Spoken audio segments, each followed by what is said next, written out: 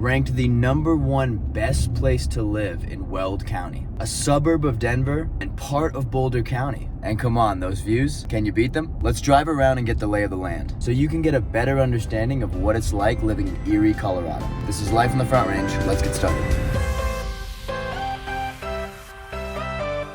So I'm driving around in the streets of Erie, and I think it's worth mentioning right off the bat that Erie's been around since the late 1800s. It was originally a mining town that drew a lot of settlers into the area. In downtown Erie, which I'm going to cover in a minute, there's still a lot of historic buildings. Erie is located just east of Boulder and north of Denver. It's got a population of just around 34,000, but it's grown by about 11% since 2020. The median home price here sits at around $730,000, and the townhomes and condos are around $550,000. So with that being said, let's get into our first neighborhood, which is Vista Ridge. So Vista Ridge is located on the south end of Erie and just north of Broomfield. Now, a lot of these homes were built in around the 2003-2005 timeline. So really and truly, compared to a lot of new construction that's happening in Erie, these are on the older side, but not as old as the homes we'll see in downtown. If we're looking at averages here, the average home in Vista Ridge is about a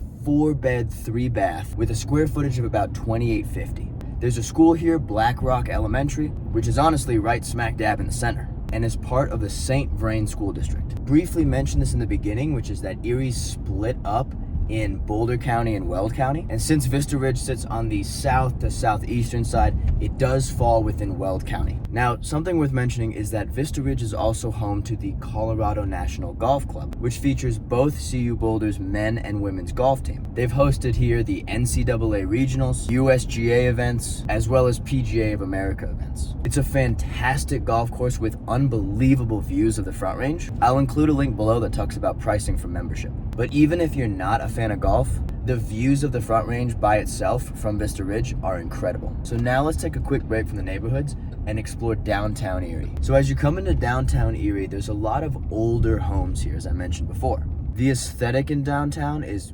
much different compared to the surrounding neighborhoods. It gives off that original historic town look. An average home is about 3 beds, 2 baths at around 2,300 square feet. So downtown has a lot of nice shops. There's actually a wonderful Mexican restaurant right up here on the corner. That is a personal favorite of mine. Of course, as I mentioned before, there are some of the original buildings still here. Obviously, they've been repurposed, but then there's also Coal Creek Park to the east, as well as a dog park known as the Boneyard just north of the town. Downtown is located on the Weld County side of Erie. And talking about schools, Erie Middle School is located here. All right, now that we've checked out a little bit of downtown Erie, let's head into another neighborhood known as Collier's Hill. So this neighborhood is located on the eastern side of Erie. Average home here was built around 2016. It's a lot larger than downtown. The average size here is about 4-bed, 4 baths, and square footage is a whopping 3,400. Now, if schools are a priority for you, it is very conveniently located just next to Erie High School,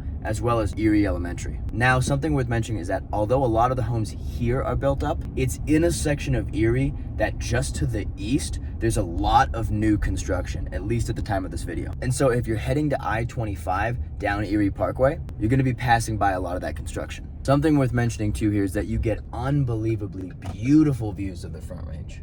Okay, so for our final neighborhood, let's go into Flatiron Meadows, which is on the Boulder County side of Erie, just off of 287, which can take you right up into Longmont or down south into Broomfield. Now, this neighborhood is relatively new. The earliest constructions were around 2013, but even right now, they're just finishing up some of the townhomes on the western side. Now, like Collier's Hill, the average size home here is about a 4-bed, 4-bath with around 3,370 for square footage. And one thing to mention is the lot size square footage here is around 8,135.